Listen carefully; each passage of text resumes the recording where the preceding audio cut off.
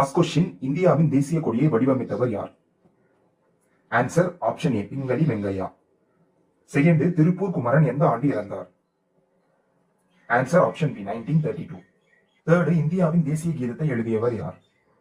Answer option B, Rabindranath Tagore. இதை அரசியல் அமைப்பு நிர்ணய சபையில எப்போ அக்செப்ட் பண்ணியிருக்காங்கன்னா 24 ஜனவரி 1950. நமது தேசிய கீதத்தை பாடுறதுக்கு எவ்வளவு நேரம் ஆகும்னா 52 செகண்ட். ஃபோர்த்து, நமது தேசிய பாடல் எந்த நாவலில் இருந்து எடுக்கப்பட்டது? ஆன்சர் ஆப்ஷன் பி, ஆனந்த் மடம்.